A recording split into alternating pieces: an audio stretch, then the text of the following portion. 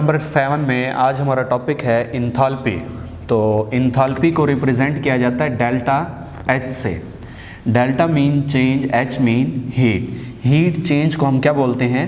Enthalpy बोलते हैं। अब ऐसे है कि बेटा अगर हीट की बात की जाए, किसी भी जगह किसी सिस्टम की बात की जाए, मैं इस जगह एक रूम में मौजूद हूँ, इस जगह इस टाइम हीट मौजूद है, तो उसको हम इंथाल्पी नहीं बोल सकते। इंथाल्पी बोलेंगे तब जब यहाँ इस रूम में इस टाइम हीट है और कुछ टाइम गुजरने के बाद वो हीट चेंज हो जाए, H1 और H2 हो जाए, तो फिर हमारे पास क्या हो जाएगी? हीट चेंज हो जाएगी। तो हीट चेंज को हम क्या बोल सकते हैं? इंथाल्पी। मैंने आपको एग्जांपल दी कि यहाँ इस टाइम सुबह 8-9 बजे इस रूम का टेम्परेचर है, उस वक्त एनर्जी हीट और है, H1 है, और जैसे यहाँ का टाइम चेंज होगा तो हीट चेंज होगी, हीट चेंज होगी तो हो जाएगी H2। तो H2 और H1 के दरमियान में जो डिफरेंस आएगा उसको बोला जाता है इंथाल्पी। और इंथाल्पी क्या होती है? स्टेट फंक्शन होती है। इंथाल्पी क्या होती है? State function. स्टेट फंक्शन हम पहले भी पढ़ चुके हैं। किसी भी सिस्टम की वो प्रॉपर्टी स्टेट फंक्शन कहलाती है जिसमें वाज़े डेफिनेट इनिशियल और फाइनल वैल्यूज़ हों। आपके सामने लिखा हुआ है, इसमें एक इनिशियल वैल्यू थी और एक फाइनल वैल्यू थी। अगर किसी सिस्टम की हाँ जी, टॉपिक है बेटा हमारा इंथाल्पी। इंथाल्पी हम पढ़ रहे हैं डेल्टा एच जो है, चैप्टर नंबर 7। इंथाल्पी जो है एक स्टेट फंक्शन है। स्टेट फंक्शन का मतलब ये एक मैक्रोस्कोपिक प्रॉपर्टी है। मैक्रोस्कोपिक का मतलब कि ये दिखाई देती है सिस्टम के अंदर चेंज की फॉर्म में। तो इंथाल्पी एक मैक्रोस्कोपिक प्रॉपर्टी है, स्टेट फंक्शन है, हमें दिखाई देती है H1 और H2 की फॉर्म में। तो इंथाल्पी का फार्मूला होता है बेटा जी हमारे पास H is equal to E plus PV। Pressure और वॉल्यूम के प्रोडक्ट को जब आप इंटरनल एनर्जी के साथ सम करते हैं तो हमारे पास क्या बनती है? हीट। तो अब आपने इंथाल्पी मालूम करनी है। तो इंथाल्पी अभी मैं बात कर रहा था, इंथाल्पी कभी भी H नहीं होती बल्कि क्या होती है? Delta H। तो इस वजह से इस पूरी इक्वेशन को हम क्या करेंगे?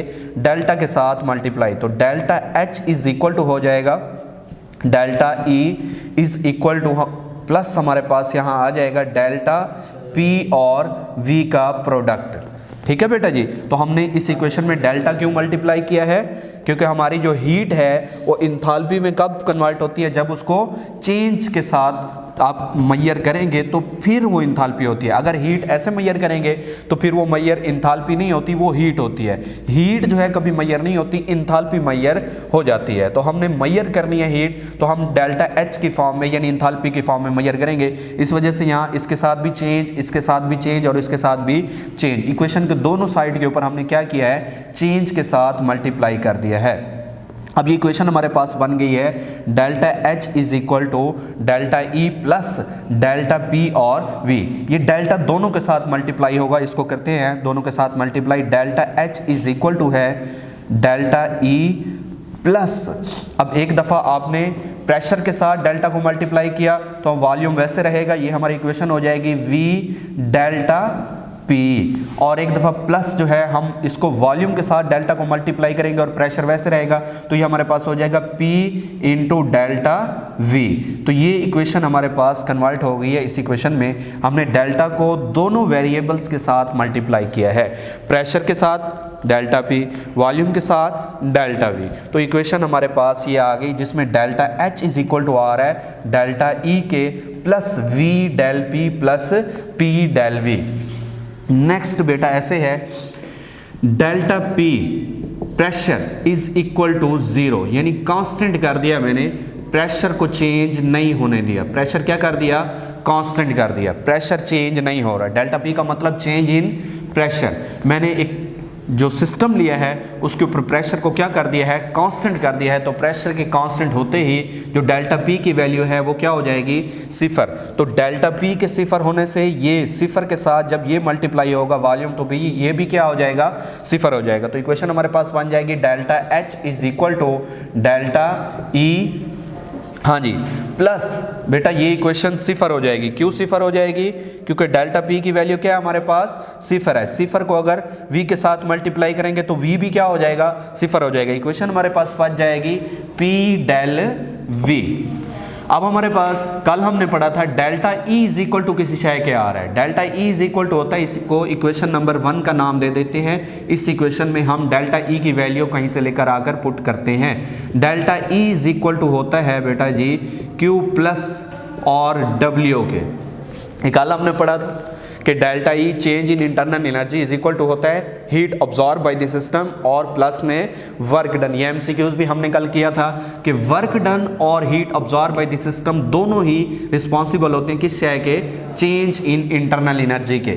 अब यहाँ बेटा हमारा वर्क डन क्या होगा, वर्क डन कल भी हमने मालूम किया था, जब सिस्टम हीट ऑब्जॉर्ब करता है तो work done by the system होता है। Work done by the system में हमारा वर्क डन क्या होता है, माइनस में होता है। क्या होता है बेटा, माइनस होता है। ये कल भी हमने किया था, दोबारा इसको देख लेते हैं। ये हमारे यहाँ एक सिस्टम है जिसमें एक गैस इनक्लोज्ड है, तो यहाँ इनक्लोज्ड गैस को हमने heat the, heat absorb by the system Q plus कब होता है, हीट ऑब्जॉर्ब करे सिस्टम तब हम उसको क्या बोलते हैं, क्यू प्लस।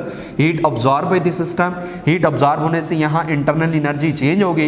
इंटरनल एनर्जी के चेंज होने की वजह से ये पिस्टन क्या करेगा, ऊपर की तरफ मूव करेगा और वॉल्यूम क्या होगा, डिक्रीज होगा। वॉल्यूम डिक्रीज होगा और वॉल्यूम यहाँ प्रेशर क्या होगा, प्रेशर डिक्रीज होगा और वॉल्यूम क्या होगा, चेंज होगा। तो वॉल्यूम के चेंज होने से और प्रेशर के डिक्रीज होने से हमारा वर्क डन क्या है, माइनस में आता है। तो ये वर्क डन हमारा माइनस में आता है, ये हमने पुट कर दिया। अब हमारे पास ये इक्वेशन नंबर 2 है, ये इक्वेशन नंबर 2 जो है इसकी वैल्यू पुट कर देते हैं इक्वेशन नंबर 1 के अंदर।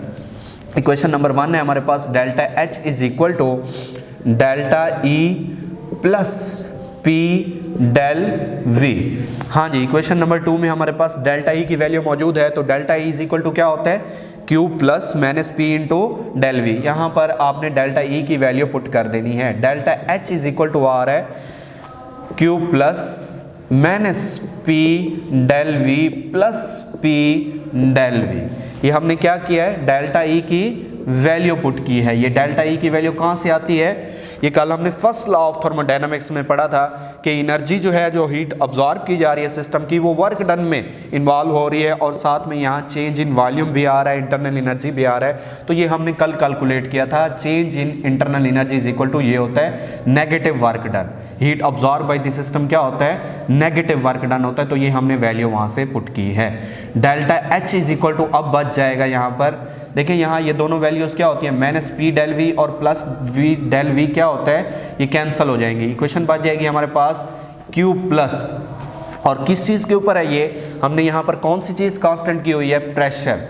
तो यहाँ प्रेशर कांस्टेंट हो तो हमारी इक्वेशन बन जाती है delta H is equal to Q P. Heat absorb अगर सिस्टम करता रहे कांस्टेंट प्रेशर के ऊपर तो वो क्या चेंज होती है, इंथाल्पी। और अगर सिस्टम कांस्टेंट वॉल्यूम के ऊपर हीट ऑब्जॉर्ब करे, जो कि कल हमने यहाँ इक्वेशन डिराइव की थी, वो ये थी, अगर कांस्टेंट वॉल्यूम के ऊपर सिस्टम हीट ऑब्जॉर्ब करे, कांस्टेंट वॉल्यूम के ऊपर सिस्टम हीट ऑब्जॉर्ब करे तो वो क्या चेंज करती है, इंटरनल एनर्जी। अगर कांस्टेंट प्रेशर के ऊपर सिस्टम हीट ऑब्जॉर्ब करे तो वो क्या चेंज करती है, इंथाल्पी चेंज करती है। मैं आपको एग्जांपल देता हूँ, यहाँ इन दोनों बातों की एग्जांपल देता हूँ। इस रूम में मैं मौजूद हूँ, अगर यहाँ सिस्टम, ये रूम हीट बाहर से ऑब्जॉर्ब करता है तो हीट ऑब्जॉर्ब करता है कांस्टेंट वॉल्यूम के ऊपर। इस रूम का वॉल्यूम चेंज ना हो, वॉल्यूम वही रहे, तो फिर यहाँ क्या चेंज होगा, फिर यहाँ हीट ऑब्जॉर्ब होने की वजह से इस रूम में मॉलिक्यूल्स की इंटरनल एनर्जी चेंज होगी।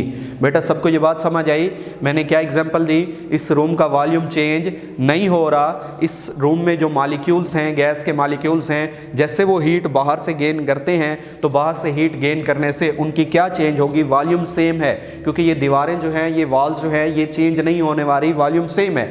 तो वॉल्यूम सेम है, इसका मतलब यहाँ जितनी भी हीट ऑब्जॉर्ब होगी, यहाँ मॉलिक्यूल्स की इंटरनल एनर्जी चेंज होगी। जब वॉल्यूम सेम हो और सिस्टम हीट ऑब्जॉर्ब करे तो कौन सी चीज़ चेंज होती है, इंटरनल एनर्जी। आज हमने ये डिराइव किया। अगर प्रेशर भी सेम हो, क्या सेम हो, प्रेशर सेम हो और सिस्टम हीट ऑब्जॉर्ब करे तो फिर कौन सी चीज़ चेंज होती है, फिर इंथाल्पी चेंज होती है। अब मैं आपको एग्जांपल देता हूँ, यहाँ इस रूम का प्रेशर चेंज ना हो, इस रूम का प्रेशर ये वाल्स प्रेशर है, ये वाल्स जो हैं, तमाम के तमाम 6 वाल्स इस रूम में मौजूद हैं, तो ये प्रेशर हैं, तो ये प्रेशर चेंज ना हो, ये विंडो ओपन ना हो, ये डोर ओपन ना हो, यहाँ प्रेशर सेम रहे, फिर सिस्टम हीट गेन करता रहे। सेम प्रेशर के ऊपर अगर सिस्टम हीट गेन करता रहेगा तो फिर इसकी कौन सी वैल्यू चेंज होती है, इंथाल्पी चेंज होती है। तो ये 2 डिफरेंस आप लोगों ने लाजमी याद रखने हैं। और इसमें से शार्ट क्वेश्चन भी आता है, इनमें से किसको डील करना, डेल्टा एच को डील करना और डेल्टा ई को डील करना, इनमें से कौन सा है जिसको डील करना इजी होता है। तो डेल्टा एच को डील करना जो है वो कन्वीनियंट होता है। किसको डील करना कन्वीनियंट होता है बेटा, डेल्टा एच को डील करना कन्वीनियंट होता है बनिस्बत किसके, डेल्टा ई। डेल्टा ई को डील करना क्या होता है, डिफिकल्ट होता है। क्यों, अब ये सवाल आता है ऐसा क्यों होता है। डेल्टा एच को डील करना आसान है और डेल्टा ई को डील करना मुश्किल है। अब आप देखें क्यों, ऐसा क्यों हो रहा है। डेल्टा एच क्या है, हीट चेंज है, और ये कब होती है, जब कांस्टेंट प्रेशर हो। तो प्रेशर सेम रखना जो है, इसको आसानी से आप चेंज ना होने से रोक सकते हैं प्रेशर को। वॉल्यूम, जब हीट ऑब्जॉर्ब हो तो उससे वॉल्यूम ऑलमोस्ट चेंज होते रहते हैं। प्रेशर को चेंज होने से रोका जा सकता है, वॉल्यूम को चेंज होने से जो रोका जा सकता है वो मुश्किल है। वॉल्यूम को चेंज होने से रोकना मुश्किल है और प्रेशर को चेंज होने से रोकना आसान है। इस वजह से डेल्टा एच को यूज़ करना, डेल्टा एच को जो है डील करना वो ईजी होता है बनिस्बत किसके, डेल्टा ई के। तो ये है बेटा हमारे पास आज का टॉपिक। तो यहाँ से आपने ये 2 डेरिवेशन, इनके पर्पस, इनके आंसर जो है आपको डिराइव करना भी आने चाहिए। और इसका यहाँ क्वेश्चन भी आता है, why it is more convenient to use delta H than delta E. तो इसका आंसर भी आना चाहिए कि डेल्टा एच को यूज़ करना डेल्टा ई से आसान क्यों होता है। तो डेल्टा एच को यूज़ करना आसान इस वजह से होता है, कांस्टेंट प्रेशर रखना आसान है, और डेल्टा ई को जो है डील करना मुश्किल क्यों होता है, कांस्टेंट वॉल्यूम रखना मुश्किल है। किस चीज़ के ऊपर कांस्टेंट प्रेशर रखना है और किस चीज़ के ऊपर कांस्टेंट वॉल्यूम रखना है, तो वो बेटा रखना है आपने हीट ऑब्जॉर्ब के ऊपर। अगर ये सिस्टम हीट ऑब्जॉर्ब करे तो हीट ऑब्जॉर्ब के ऊपर प्रेशर को कांस्टेंट रखना आसान है, हीट ऑब्जॉर्ब के ऊपर वॉल्यूम को कांस्टेंट रखना आसान है नहीं है। जब हम बात करेंगे गैसेस की, तो गैसेस में वॉल्यूम को हीट ऑब्जॉर्ब के ऊपर कांस्टेंट रखना मुश्किल है और हीट ऑब्जॉर्ब के ऊपर प्रेशर को कांस्टेंट रखना आसान है। इस वजह से हम कहते हैं डेल्टा एच को यूज़ करना मोर कन्वीनियंट है और डेल्टा ई को यूज़ करना डिफिकल्ट है। तो उम्मीद करता हूँ बेटा आपको ये चीज़ समझ आई होगी। यहाँ ये डेरिवेशंस आते हैं,